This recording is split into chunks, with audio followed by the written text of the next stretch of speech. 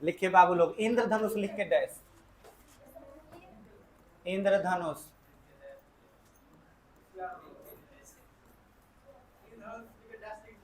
इंद्रधनुष लिख के डैश दे दिया। लिखिए, बारिश के मौसम में, बारिश के मौसम में काहे हैं कैले बड़े रहे हरी ले तो काहे हंसलू।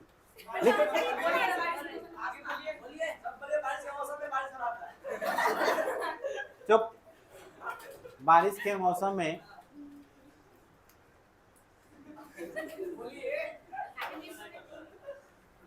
जब बारिश होती है,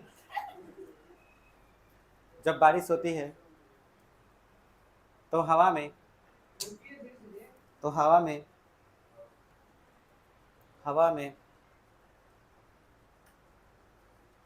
हवा में बारिश के कण, हवा में बारिश के कण, के कण, कण कण कण, बारिश के कण, बारिश के कण अटक जाते हैं, अटक जाते हैं, अटक जाते हैं।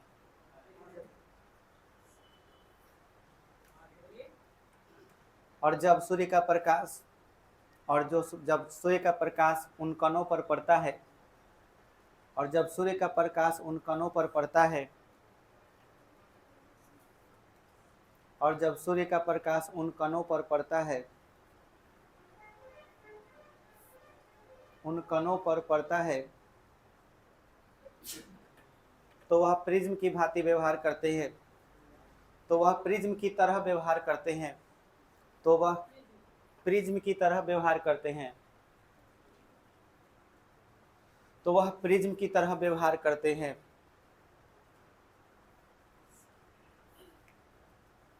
तो वह प्रिज्म की तरह व्यवहार करते हैं और प्रकाश का धनुष कहते हैं।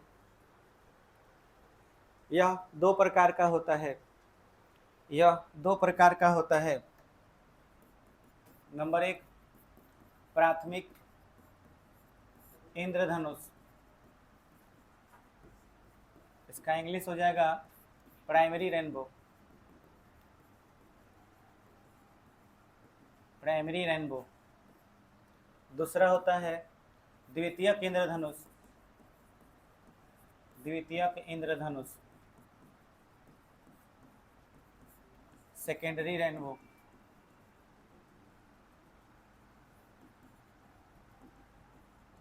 एथिया से पूछ लो,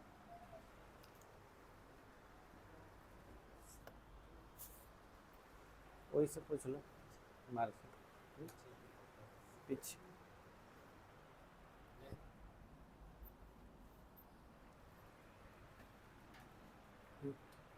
हो गया। पहला का डेफिनेशन, पहला का डेफिनेशन खाली प्राथमिक इंद्रधनुष लिख के डैश।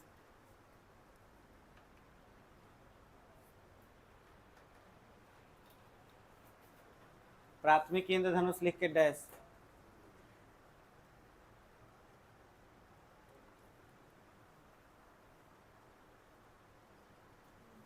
लिखिए, जब बारिश की बूंद पर, जब बारिश की बूंद पर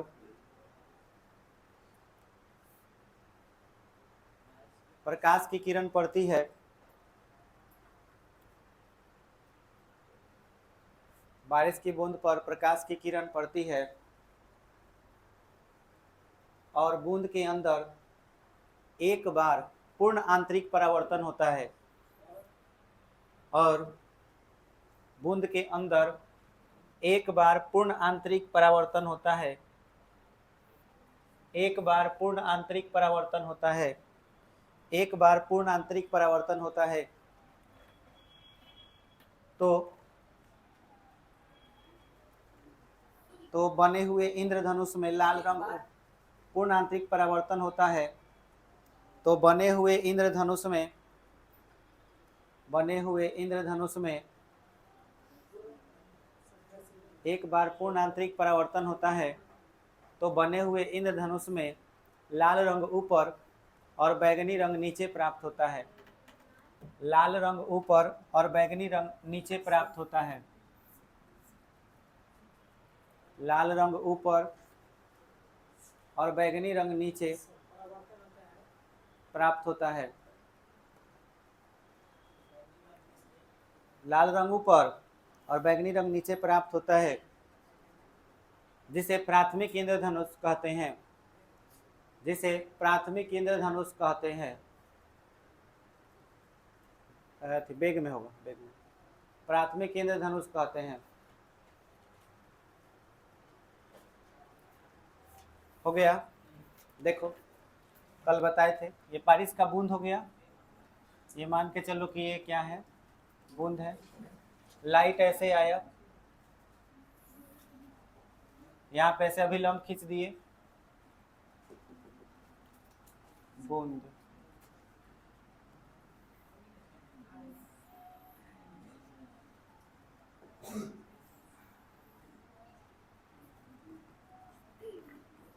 लाइट मान के चलिए कि इस तरह से कुछ आया और ये अभिलंब खींच दिए।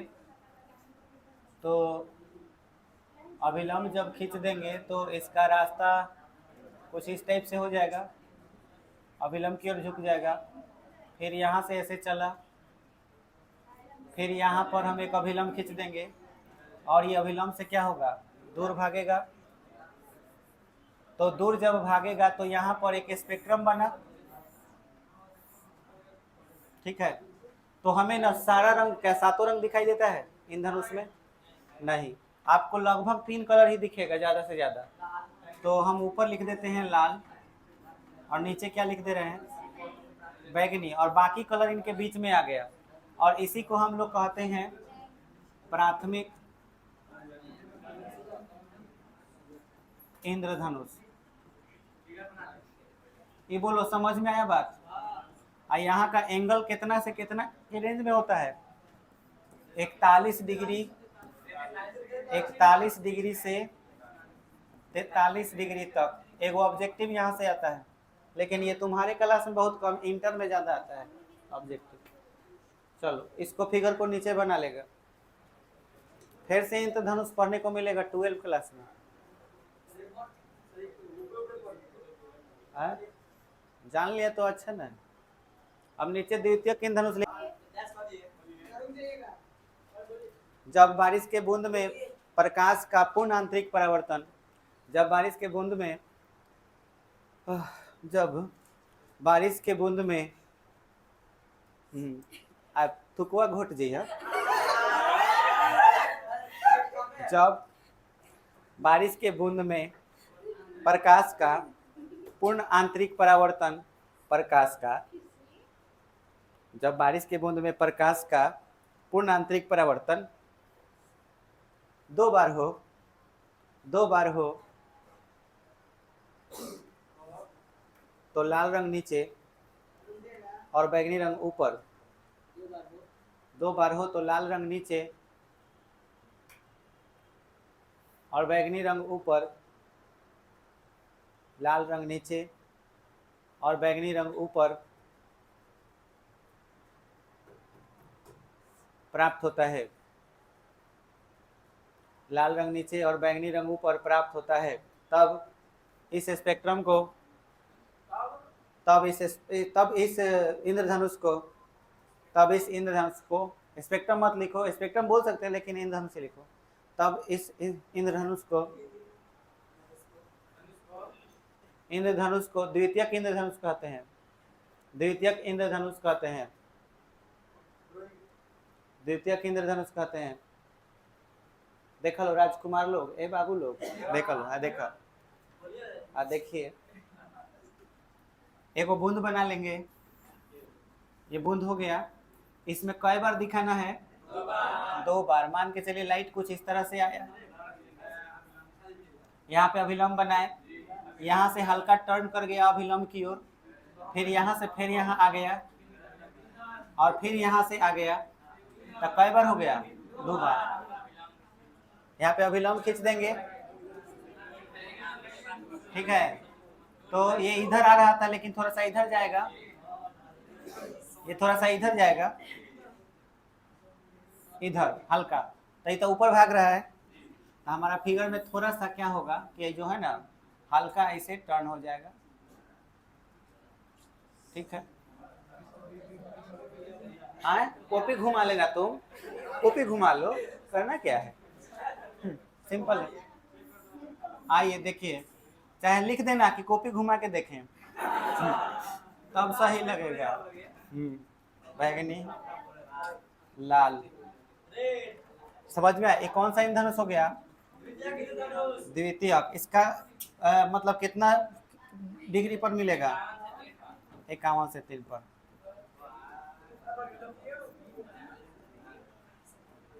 बनाओ बनाओ का फूफा के देखा उतारो से 53। चल बना बना रख लो।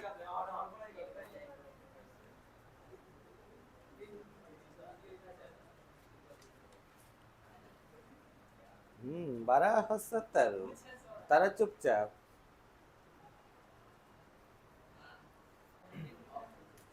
अभी आपको दो तीन चीज और समझना है। एक चीज ऐसा है जो कि उससे दोनों चीजों का आंसर हो जाएगा। जैसे तारों का टिमटिमाना, तारे हमें टिमटिमाते हुए नजर आते हैं, पर क्यों? और एक चीज कि वायुमंडलीय अपवर्तन क्या है, ये दो सवाल आपको करने हैं। तो वायुमंडलीय अपवर्तन अगर समझ जाइएगा तो तारों का टिमटिमाना भी समझ जाइएगा। क्या है वायुमंडलीय अपवर्तन, इसको समझते हैं। इसके 2-3 एग्जाम्पल आपको देते हैं, पूरा बढ़िया से क्लियर हो जाएगा। ठीक है, पहला एग्जाम्पल, अगर आप कहीं बहुत ज़्यादा चीज़ जलता हुआ देखे होंगे, जैसे कि किसी का चिता जलता हुआ, अगर किसी का चिता जल रहा हो तो उसके ठीक ऊपर अगर आप आगे अगल बगल के लोगों को देखिएगा तो वो आदमी हिलता हुआ नजर आता है। इसके अलावा भी कई एक एग्जाम्पल है, अगर कहीं कोई चीज़ जल रहा है तो उसके जलने के ठीक ऊपर आगे पीछे अगर आप कोई भी चीज़ देखिएगा तो मूव करता हुआ नजर आएगा, हिलता हुआ नजर आएगा। क्या सच में ऐसा होता है कि वो आदमी उधर हिलता है? जैसे कि आग बीच में लगा दिए, एक आदमी इधर है, दूसरे आदमी को वो दिख रहा है, तो क्योंकि ये आदमी जान गया कि आग जल रहा है तो डोलना पड़ेगा, तो इसीलिए वो डोलने लगता है। ऐसा होता है क्या कि ताकि हम डोलते हुए दिखाई दे? हाँ, नहीं, ऐसा बात नहीं है। बात यह है कि हमको कोई भी चीज दिखाई देता है तो उसके पीछे कारण है कि वस्तु से प्रकाश आंखों में आना चाहिए। ठीक है, अगर आपके सामने आग जल रहा है, यहाँ पे देख लीजिए ध्यान से, अगर यहाँ पे इस जगह पे अगर आग लगा हुआ है और यहाँ एक आदमी है, और ये आदमी जो है ये रहा, ठीक है, और यह एक आदमी इधर है, ये लो, ये हंस रहा है,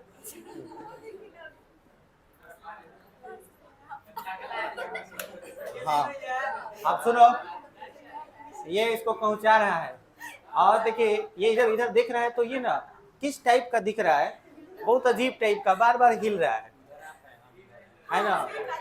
ये देखो, ये ऐसे, तो ये बार बार इस तरह से हिलता हुआ नजर आ रहा है, इधर से, समझ गया?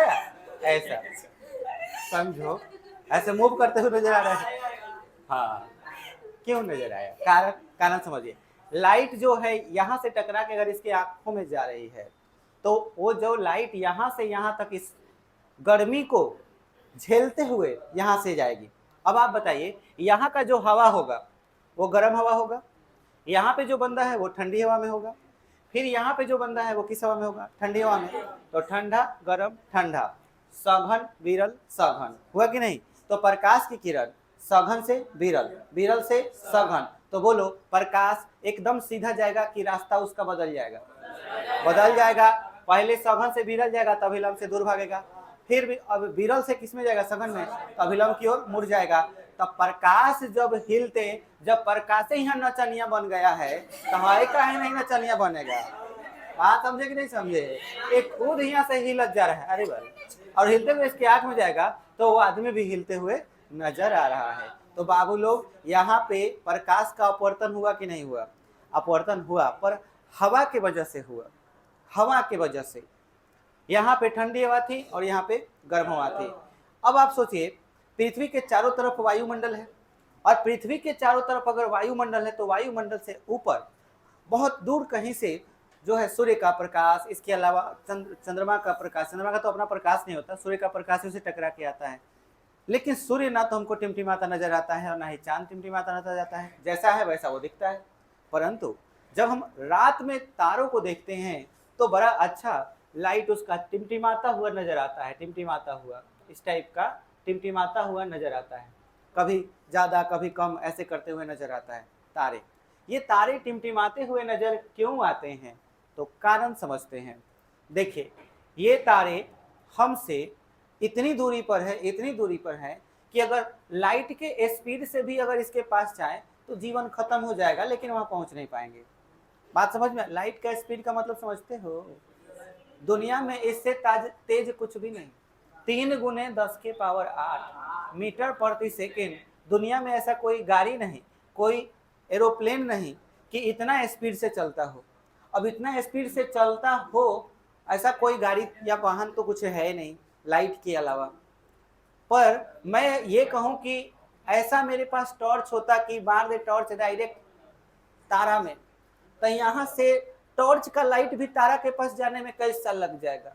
हजार नहीं बोल सकते, 200 साल, 300 साल, 1000 साल ऐसे लग जाए।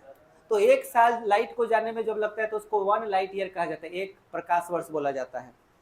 अब सोचो हम लोग के सबसे नजदीक जो तारा है वहां पर जाने में 124 लाइट ईयर लगता है। अल्फा सेंचुरी सूर्य के नजदीक 124 प्रकाश वर्ष, मतलब प्रकाश की चाल से अगर आप किसी गाड़ी में बैठ गए तब प्रकाश की चाल से जो गाड़ी जा रही है वो 124 साल तक चलती रहेगी, तब आप तारा में पहुंचेंगे। उम्र कितना हमनी के? 50, 60, 70, ओकरा बाद विकेट ढह जाता है ना। तो ये जो चीज है 80, कितना लोग 90 पर आ जाता है वो, लेकिन वो स्थिति बहुत हालत खराब, आदमी पहचान नहीं पाता। अच्छा बबुआ नहीं पहचान में नहीं आएगा सर, फालना चिलना सब होते रहता है। अरे अभी न खूब गच बरी, जब बुढ़वा हो तब बुझाई तो रहा कुछ नहीं बुझाएगा। अच्छा चाहे चल गए तब बुझाए। अरे समझो साथ साथ चलो समझो आगे समझो। प्रकाश वर्ष बहुत दूर मतलब लाइट को जाना। तो मैं यहाँ पे बोल रहा हूँ कि तारों से आए हुए प्रकाश हमारी आंखों तक पहुँचते हैं। बहुत दूर से वो प्रकाश यहाँ हमारे आंखों तक आ रहे होते हैं, वो हमेशा अभी भी आ रहे हैं। ऐसा नहीं कि तारा का प्रकाश अभी दिन में नहीं आता, लेकिन सूरज का प्रकाश बहुत ज्यादा तीव्र इसलिए क्योंकि वो हमारे नजदीक है। तारों के प्रकाश अभी भी आ रहे हैं। ऐसा नहीं कि तारा आसमान में अभी नहीं है, अभी भी है। बस ये है कि सूर्य के प्रकाश की तीव्रता इतनी अधिक है कि उसे हम देख नहीं पा रहे। अंधेरा होता है तो वही प्रकाश हमें तारों का प्रकाश दिखाई देता है, लेकिन तारे बहुत अधिक दूरी पर हैं तो वहां से आने वाले प्रकाश की ऊर्जा कम है और ये हमारे पृथ्वी के वायुमंडल में पहुंचते हैं। पृथ्वी के वायुमंडल में जब पहुंचते हैं तो उस कंडीशन में होता ये है, देखिए ये हमारी पृथ्वी हो गई, ये पृथ्वी हो गई। और यहाँ पर जब प्रकाश जो पहुंचता है, इस जगह पर जब प्रकाश यहाँ से आना शुरू करता है तो यहाँ पे मिलता है वायुमंडल। ठीक है, अब वायुमंडल जब मिलेगा तो ये प्रकाश जैसे ही इसमें आएंगे, तो बात दरअसल ये है कि क्या जरूरी है कि प्रकाश यहाँ पे जो हवा होगा वो ठंडा होगा आए? अच्छा इसके अलावा सोचो, पहले प्रकाश यहाँ पे प्रवेश किया, फिर यहाँ पे आया, यहाँ पे और नजदीक आते गया, नजदीक आते गया। बहुत नजदीक जब प्रकाश हमारे आंखों तक आ गया तो सबसे पहले एनर्जी किसको मिला? ऊपर वाले को। तो ऊपर वाला हवा क्या हो गया? गर्म हो गया। बात बुझाया? लेकिन यहाँ तक धीरे धीरे आते आते यहाँ का हवा क्या रह गया? ठंडा। अब सोचो कि गर्म ठंडा हवा दोनों हो गया कि नहीं हो गया? क्यों हुआ भाई? सूर्य का प्रकाश या फिर तारों का प्रकाश जब पहले किसी सतह पर आएंगे तो वहां ऊर्जा ज्यादा देंगे, तो वहां पे गर्मी ज्यादा होगी, और वहां पे जब गर्मी ज्यादा होगी तो ये प्रकाश ऐसे आगे बढ़ते जाएंगे, तारों के प्रकाश आगे बढ़ते जाएंगे, उनको ठंडी हवा मिलेगी। ठंडी हवा मिलने के बाद जब पृथ्वी में सट जाएगा तब पृथ्वी खुद गर्म है। पृथ्वी खुद गर्म रहता है किस वजह से भाई? तो आपको बताए थे green house effect. Green house effect के वजह से भी पृथ्वी क्या रहता है? गर्म रहता है। तो पृथ्वी के सतह पर भी कुछ हवा के कण जो हो सकते हैं वो क्या हो सकते हैं? गर्म हो सकते हैं। तो इस वायुमंडल में क्या हर जगह हवा का जो ताप है, टेम्परेचर है, बराबर है क्या? नहीं है। कहीं पे गर्म है तो कहीं पे क्या है? ठंडा। तो बोल सकते हैं कहीं पे सघन है तो कहीं पे क्या है, विरल है। तो तारों का प्रकाश जब इस वायुमंडल में प्रवेश करते हुए हमारी आंखों में आएगा तो क्या उनके चाल में परिवर्तन नहीं होगा? बिल्कुल होगा। उनके चाल परिवर्तित होंगे, उनके पथ बदलेंगे, जिसके वजह से जहां से भी आ रहा है वो चीज हमें कैसा नजर आएगा, टिमटिमाता हुआ। तो तारे हमें टिमटिमाते हुए नजर आते हैं। कारण क्या है? तो वायुमंडल अपवर्तन। बोलो समझ में आया? इस वायुमंडल में क्या हुआ? प्रकाश का अपवर्तन हुआ। पहले गर्म था, फिर ठंडा में गया, फिर ठंडा से फिर गर्म में गया, ऐसा होता रहा। तो इसी को हम लोग क्या बोलते हैं? वायुमंडलीय अपवर्तन। क्या ये बात आप लोग को समझ में आ गया? बहुत बढ़िया। वही तो हम शुरू में बताए हैं कि सूर्य का प्रकाश यहाँ से आता तो है, पर सूर्य इतना नजदीक है कि यहाँ चाहे यहाँ चाहे यहाँ जितना भी हवा होता है सबको लगभग बराबर मात्रा में ऊर्जा दे देता है। बात बुझाया? तो इसलिए हमारे लिए इतना दूर सूर्य के लिए जो माध्यम है वो लगभग बराबर पड़ जाता है। इसलिए कोई अपवर्तन, हल्का अपवर्तन होता भी होगा तो वो हमको समझ में नहीं आएगा। समझ में आया? लेकिन जो ज्यादा दूरी पर होगा वो आ जाएगा। क्लियर हुआ? चलिए, तो ज्यादा नजदीक में कोई चीज हो तो वो आप उसको अपवर्तन को नहीं महसूस कर पाइएगा। अपवर्तन होता तो है पर महसूस नहीं कर पाइएगा। ठीक है, समझ में आ गया? एक छोटा सा टिंडल प्रभाव आप समझ लीजिए। टिंडल प्रभाव क्या होता है? तो देखिए, सुबह सुबह जब आपके घर में जो खिड़की होगी उसको खोलिएगा तो खिड़की से जो प्रकाश निकलेगा आपके घर में, है ना, सॉरी, प्रकाश आएगा आपके घर में, खिड़की जो होगा, खिड़की को जैसे ही खोलिएगा तो वो प्रकाश जैसे ही आपके घर में प्रवेश करेगी तो ठीक से देखिएगा इसमें कुछ कण नजर आएंगे आपको। समझ में आया? और वो कण चमकते हैं, चमकते हुए नजर आते हैं। तो वो कण चमक रहे हैं, क्यों चमक रहे हैं? क्योंकि प्रकाश जो है इन कणों पर जा करके इन्हें ऊर्जा दे रही है और इन्हें चमका दे रही है। तो ये घटना क्या कहलाएगा? टिंडल प्रभाव। एकदम ऐसा ही टिंडल प्रभाव तुम उत्पन्न करना चाहते हो तो एक बोयाम दूध भर लो, और दूध भरने के बाद इसमें इधर से वो टॉर्च बार दो, खूब बढ़िया दूध जो है चमकने लगेगा। समझ में आया? तो उनके कण चमकने लगे तो ये भी क्या है? टिंडल प्रभाव। इसी तरह से आप अपने हाथ में टॉर्च बार लीजिए रात में, हाथ में टॉर्च बार लीजिए रात में, तो कहने का मतलब है कि आपका खून भी लाल लाल अंदर अंदर चमकने लगेगा। तो आप कहेगा कि हमारा खून बड़ा लाल बा, ऐसे कहोगे तो क्या है? ये भी टिंडल प्रभाव है। समझ में आया? इसके अलावा इस पर लाइट बार के दिखाए थे, टिंडल प्रभाव दिखाए थे। ये सब याद आ रहा है? तो बस इतना ही था, अब इसको लिख लेना है आपको और कुछ नहीं, फिर चैप्टर समाप्त हो जाएगा। तो चलिए शुरू करते हैं। सबसे पहले लिखिए, वायुमंडलीय अपवर्तन से आप क्या समझते हैं? लिखिए, वायुमंडलीय अपवर्तन से आप क्या समझते हैं? वायुमंडलीय अपवर्तन, अपवर्तन से आप क्या समझते हैं?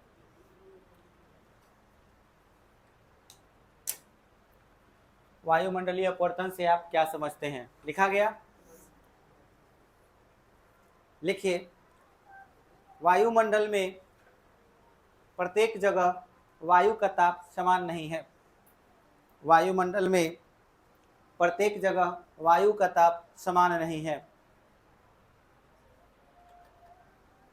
वायुमंडल में वायु का ताप प्रत्येक जगह समान नहीं है। वायु का ताप प्रत्येक जगह समान नहीं है। कहीं पर ठंडा है तो कहीं पर गर्म है, कहीं पर ठंडा है तो कहीं पर गर्म है, कहीं पर ठंडा है तो कहीं पर गर्म है। वायु का ताप समान नहीं हो गया? कहीं पर ठंडा है तो कहीं पर गर्म है। वायुमंडल में वायु का ताप प्रत्येक जगह समान नहीं है। ये हो गया? कहीं पर ठंडा है तो कहीं पर गर्म है, जिसके कारण ठंडी हवा सघन माध्यम, जिसके कारण ठंडी हवा सघन माध्यम, ठंडी हवा सघन माध्यम और गर्म हवा विरल माध्यम बन जाती है। जिसके कारण ठंडी हवा सघन माध्यम,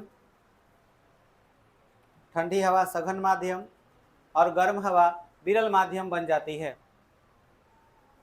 ठंडी हवा सघन माध्यम और गर्म हवा विरल माध्यम बन जाती है, विरल माध्यम बन जाती है। और जब प्रकाश और जब प्रकाश ठंडी हवा से गर्म हवा, और जब प्रकाश ठंडी हवा से गर्म हवा अथवा गर्म हवा से ठंडी हवा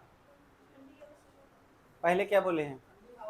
पहले बोले हैं ठंडी हवा से गर्म हवा, फिर लिखना है अथवा गर्म हवा से ठंडी हवा में प्रवेश करती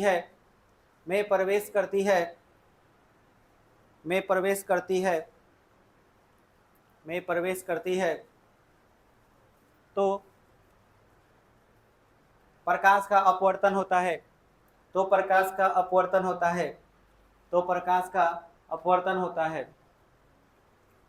थोड़ा पानी ले लो।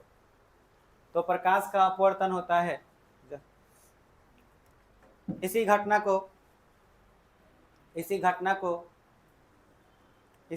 को वायुमंडलीय अपवर्तन कहते हैं।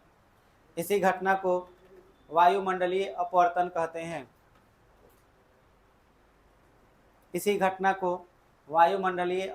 कहते हैं। क्या ये समझ में आया बात? वायुमंडल में कहीं भी ताप बराबर नहीं है, अलग अलग है। तो कहीं पर ठंडी हवा है तो कहीं पर क्या है? गर्म हवा है। तो ठंडी हवा जिसके कारण सघन माध्यम हो जाती है और गर्म हवा विरल माध्यम हो जाती है। और जब प्रकाश ठंडी हवा से गर्म हवा में या फिर गर्म हवा से ठंडी हवा में प्रवेश करती है तो क्या हो जाएगा? अपवर्तन हो जाएगा। अपवर्तन का मतलब होता है प्रकाश का एक माध्यम से दूसरे माध्यम में जाना, और इसी अपवर्तन को हम लोग क्या कहते हैं? वायुमंडलीय अपवर्तन। समझ में आया? अब एक क्वेश्चन जो आपको तारों के टिमटिमाने से सवाल है, लिखिए आसमान में तारे टिमटिमाते हुए नजर आते हैं क्यों? आसमान में तारे टिमटिमाते हुए नजर आते हैं क्यों? क्वेश्चन लिखिए, आसमान में तारे टिमटिमाते हुए नजर आते हैं क्यों? आसमान में तारे टिमटिमाते हुए नजर आते हैं क्यों? टिमटिमाते हुए नजर आते हैं क्यों? हो गया? आंसर लिखिए। सूर्य और चंद्रमा की अपेक्षा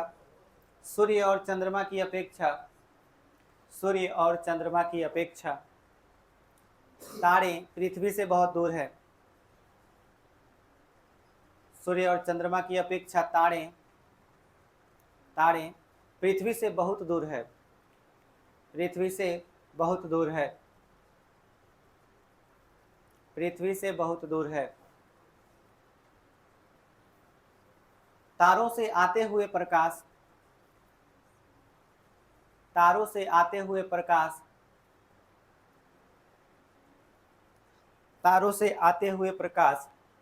जब पृथ्वी के वायुमंडल में प्रवेश करती है, तारों से आते हुए प्रकाश जब पृथ्वी के वायुमंडल में प्रवेश करती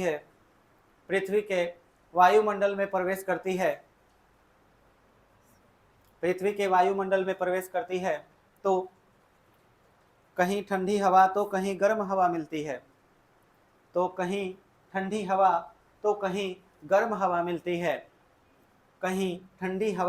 तो कहीं गर्म हवा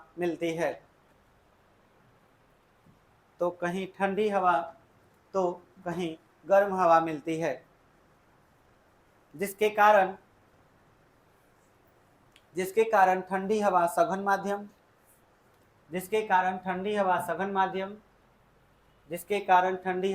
माध्यम और प्रकाश का वायुमंडलीय अपवर्तन हो जाता है। और लोडने के लिए और माइक में खराब यहाँ में नहीं, और प्रकाश का वायुमंडलीय और लिख लिया, और प्रकाश का वायुमंडलीय अपवर्तन हो जाता है।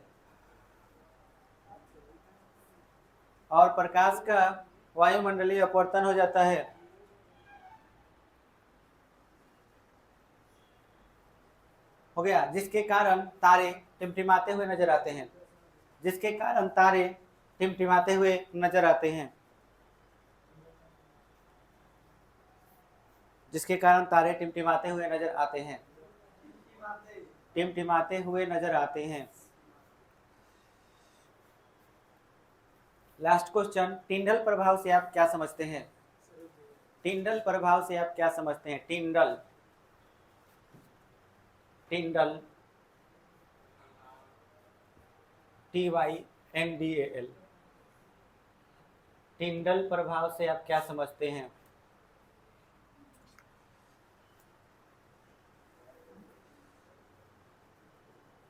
लिखिएगा।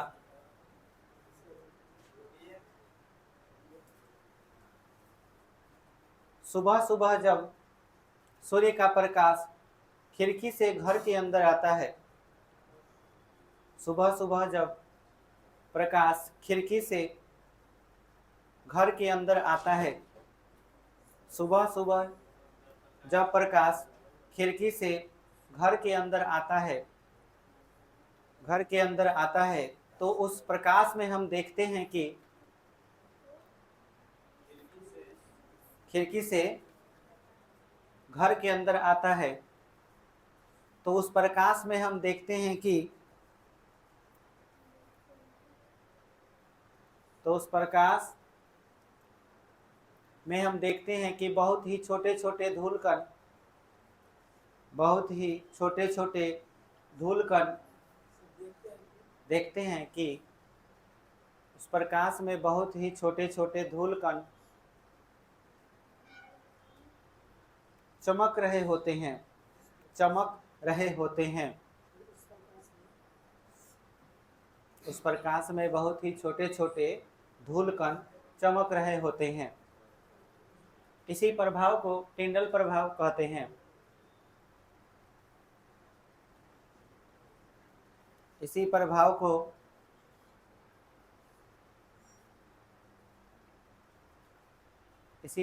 को टिंडल प्रभाव कहते हैं।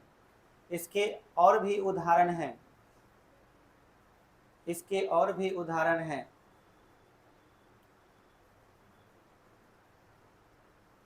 जैसे दूध, रक्त, जैसे दूध, रक्त आदि पर प्रकाश देने से इनके कण भी चमकते हैं। जैसे दूध, रक्त आदि पर प्रकाश देने से, दूध, रक्त आदि पर प्रकाश देने से इनके कण भी चमकते हैं। दूध, रक्त आदि पर प्रकाश देने से इनके कण भी चमकते हैं।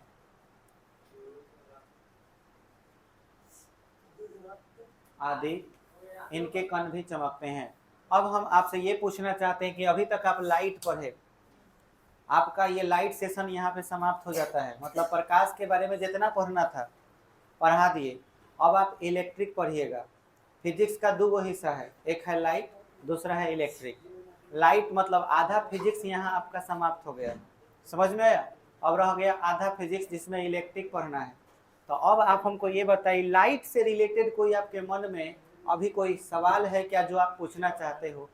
कोई ऐसा सवाल जो आपको समझ में नहीं आया हो, कोई भी डाउट, कुछ भी अगर मन में डाउट है प्रकाश से संबंधित पूछना तो अभी पूछ सकते हो, या फिर कभी डाउट क्लास चला तो उसमें भी तुमको कोई भी सवाल पूछना हो, जैसे न्यूमेरिकल पूछना, तो न्यूमेरिकल तो फर्स्ट चैप्टर में ही था, इसमें न्यूमेरिकल नहीं है। आपको फर्स्ट चैप्टर से रिलेटेड या सेकंड चैप्टर से रिलेटेड कोई भी प्रकाश से संबंधित प्रश्न हो तो आप बेझिझक पूछ सकते हैं। आज कुछ सवाल पूछना है आपको? एनीबॉडी? पूरा कंप्लीट, इसमें कोई दिक्कत नहीं है। नेक्स्ट डे आप लोगों का हम फेयर का कॉपी फिजिक्स का चैप्टर 1 और चैप्टर 2 जो दो चला है ना, वो हम देखेंगे और साथ ही साथ उससे सवाल पूछेंगे। हम सवाल उन्हीं से पूछेंगे जिनके पास उनका अपना फेयर होगा, समझ में आया? केवल साइंस का, और उन्हीं के फेयर से ही सुनेंगे, किसी और के फेयर से नहीं सुनेंगे। आए नहीं, दोनों से आप पूरा तैयारी करके आइए। सोमवार पूरा फर्स्ट सेकंड दोनों, ठीक है? सोमवार को, और सोमवार को अभी आपको ना, मतलब जैसे 3 बजे बोले थे तो उस दिन 3 बजे आना है, उसमें बायो का भी सवाल लिखवाएंगे, ठीक है? सोमवार को। हाँ, और अच्छा एक और चीज, सोमवार से कौन सा सब्जेक्ट शुरू कर दिया जाए? केमिस्ट्री तो अभी हुआ है, बायोलॉजी शुरू कर देते हैं। ठीक है, ओके।